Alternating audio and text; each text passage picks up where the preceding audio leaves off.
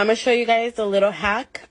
Just push diet so you don't get fat.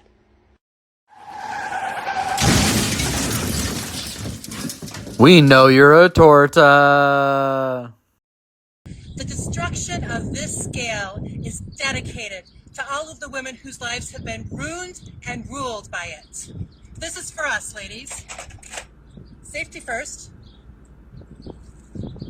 I'm tired of you stealing my life. I'm tired of you making me feel Well, like at least it's good to finally see her working out. how my day is. That scale would probably break faster if you just stood on it. Huh? What? Not again! Ah! What does a submissive woman do for her man? Everything. What does that mean? All the things that he wants, and like I pretty much read his mind. So it's like if I know you and I study you, like I know how you are in the morning, I know how you are about midday, I know when you're in this mood, what you need. Like before you can ever ask me for something, I'm already on it. You see, that's what I was trying to explain. Shut the fuck up. You're right. Everybody wants to know what I would do if I wasn't crazy. And the world may never know because that's boring. That's so boring. Ew. What do you think? What's wrong with it? Take the bell off.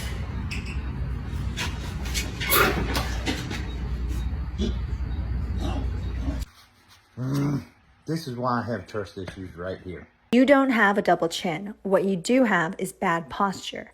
So all you need to do is 2 steps. Bring your shoulders up, back, and down. Bring your chin slightly forward and then slightly down, and look at the difference that makes. That shit is real. That's exactly how I feel every time I try one of these. The way people treat you when you have a nice car is absolutely wild. Whether people like to admit it or not, the car that you drive, the watches that you wear, whatever it may be, is a status symbol. And status is one of the most important things to people in this entire fucking world. People will automatically think you are somebody, whether you're somebody or not, if you drive cars of this caliber. And it 100% opens doors for you, whether you want to admit it or not. It very much so does. You know what? I have a list, and you can tell me if any of these names ring a bell. So these are all men who have had divorces initiated against them. Brad Pitt, Johnny Depp, Jeff Bezos, Bill Gates, Elon Musk, Dr. Dre, Ryan Reynolds, Tom Brady, Lance Armstrong, Alex Rodriguez, Channing Tatum, Chris Rock, Ben Affleck, Chris Pratt, Liam Hemsworth, Ben Stiller, David Duchovny, Orlando Bloom, Tiger Woods, Sean Penn, Sylvester Stallone, Paul McCartney, Ryan Felipe, Jason Momoa, Michael Jordan. These are all very attractive men, high status men, wealthy, and even they can't keep a chick. So me as like, I consider myself like kind of a normal dude. I think, bro, if Brad Pitt can't keep a chick, I'm He's dead right, guys. I mean, I've drawn this conclusion before. I said it on this show several times before. That's exactly right. If these guys couldn't keep their women happy, what would make us believe that we'd be able to? And they would make you believe that they didn't have the lifestyle that they wanted, but with that type of money, you could buy any lifestyle you might want.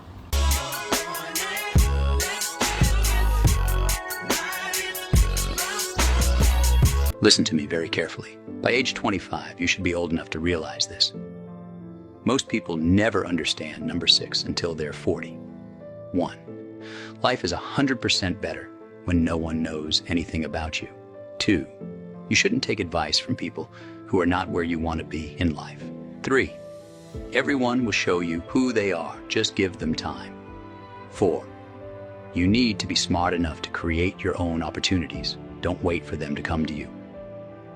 5. The secret of happiness is freedom. The secret of freedom is courage.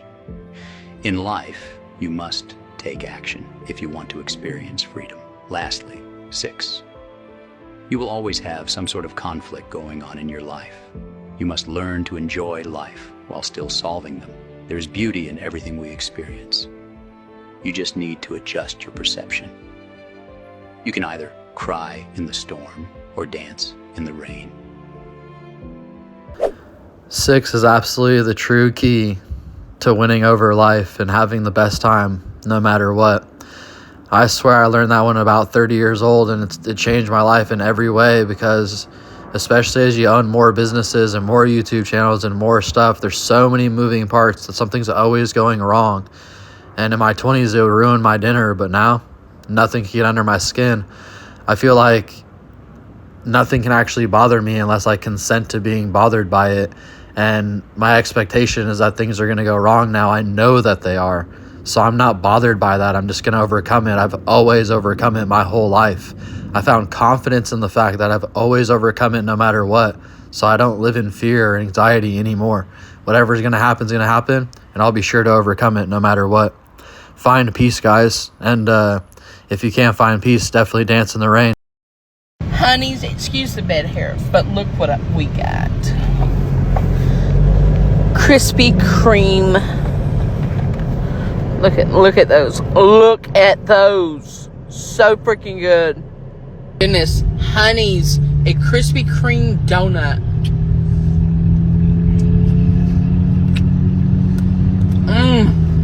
It beats the hell out of a damn Dunkin' Donut. No shit, that's a real chick, but what's up with these Krispy Kreme donuts? They're not even fucking good. If you're in San Diego, you gotta go to Rose Donuts in Linda Vista.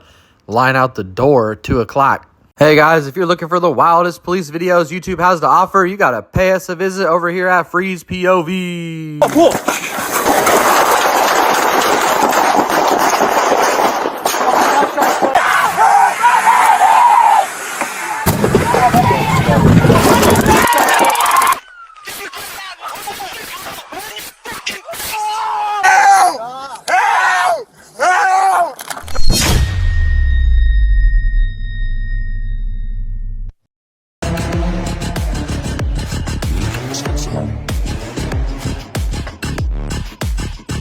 All right, see ya. Love ya. Love you. We'll talk more.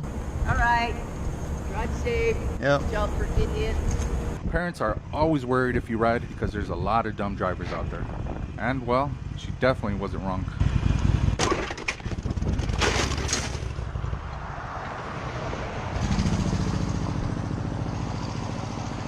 so sorry. Oh my god. Oh my god, Jacob. Fuck me.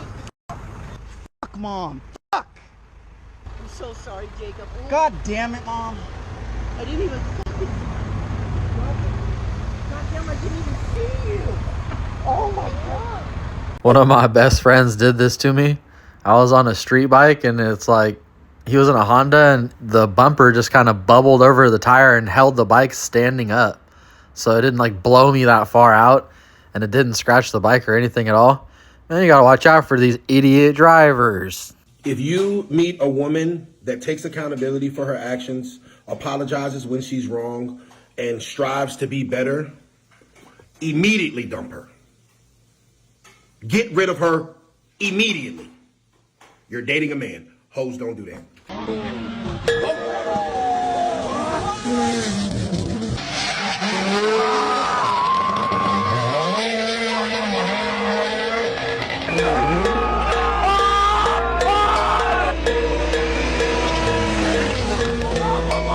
It's been like 5 years since I've done a cartwheel, so I want to see if I can still do one. Rate me.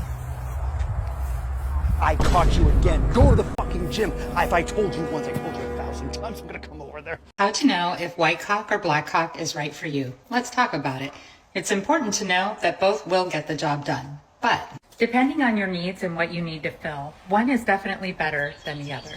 In my case, I will be choosing the black cock for the front. If you are working with a large gap or hole, you will see that this is going to work beautifully. Now for the back door, my preference is a white cock. As you can see here, the slit that I need to fill is much smaller. Now I know some of you may be thinking it's a little excessive to have 2 different cocks to get the job done, but I am all about the max efficiency in the shortest amount of time. It's also important to have the right size tip for the hole that you need to fill. Even if your cock is well used and pretty beat up like this one, don't worry, it will still work. Now the black cock is fairly new to me, but I did decide to go with a larger tip due to the size of the hole that I am working with today.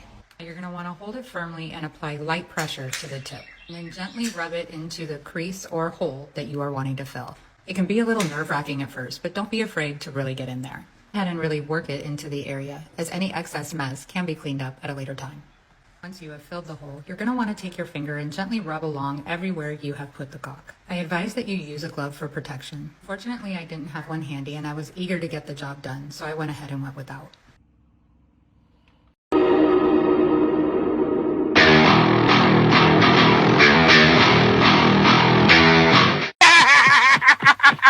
Seat GT3 RS. We knew that the nuts didn't get warm, so we added the gooch coolant to the vehicle. All right, y'all, let's see what I got for you today.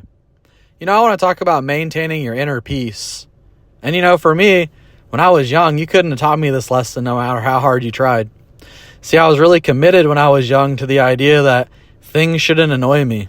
And that if things do annoy me, then I have every reason to feel annoyed. But, you know, in life, it's important to side with whatever serves you most. And even though that's logically sort of correct, or maybe even 100% correct, it doesn't serve me well. Ultimately, when I got into my 30s, I really realized that the real situation here was that no matter what annoyed me, I wasn't going to allow them the power, or that thing, the power to destroy my whole day. I was never going to allow an annoyance to disturb my inner peace to the core, especially if I could control it. In fact, what I would do is I would still get annoyed, but I would just discredit it. I would just think, or I would think, wow, that's annoying, and then I'd move on as fast as I can. You know, it's really a decision that we make as a man, whether or not we're going to let things come and destroy our day. And every single day, if you're involved, things will take place. But it's the most important decision that you can make is to not allow it to have a true impact on your life, because that's when you start to lose. So eventually, for me, everything just rolled off my back. It just didn't affect me, and I just laugh with it now. It just, nothing can really get to me. That's the strength, you know? You cannot disturb me. You can't get to me. That's the point. That's the place everybody needs to get to. Secondarily, it's finding peace within yourself. And finding peace for me came with having a great relationship with God, although I don't really believe in organized religion. The intricacies of our bodies and the complication of our bodies puts us in a position that it's very similar to an internal combustion engine, where there's hundreds of parts involved, and if one piece was missing, it wouldn't work at all. And that's truly how your body is. So there was a creator of the engine, Henry Ford or whoever, and ultimately they died and the engine lives on. And I believe in that more, that there was a creator and this creation has lived on. But this is an amazing blessing that we've been given, and to think of it anything less than that would be a disservice to yourself. You know, if we think about the intricacies of the world, the intricacies of our body, the chances that we're here at all, how ecosystems work, how the totality of the planets work, how gravity works, if we really sit down for 20 minutes and think about any one of these things, you know, it's hard not to be grateful. And, you know, you'll find happiness and joy in gratitude. That's truly where it is. Also, you know, people say the most enjoyable time of your life is being a kid, and you'll never have that level of sort of carefree freedom in your life ever again. And the truth is that is not true. If you can slow yourself down, if you can put the phone away, if you can learn how to slow your mind down and your nervous system down like you did when you were a child, then you can actually have that level of peace. And when you have that level of peace and that level of calm within you, and you have a level of gratitude within you, you'll unlock a part of life that many people never meet. And this is a part of life that I unlocked probably 5 or 10 years ago. And my life is more joyful and fun and amazing than most people's, I believe, because I allow it to be, because I know how to protect my inner peace, like we talked about in the beginning. And when I drive home from LA or something, on the whole drive home, I'm thinking about positivity, gratitude. I thank God that I'm here. I actually checked in with God earlier today, and I said, how you doing? You know, how are you doing? And I really appreciate this opportunity. I really appreciate everything that's going on in my life. And that's the totality of my thinking. It's how amazing it is that our nerves are miles long, our veins are miles long. We have instantaneous reactions straight to our brain from our fingertips. I'll think about that for 20 minutes, but I'm definitely not going to think about that email that pissed me off at 8 a.m. So, you know, it's a large decision that we're making, and it's an important thing to think about as an adult. All right, guys, I always appreciate y'all tuning in. Please like, share, and subscribe, and we're going to see you on the next one.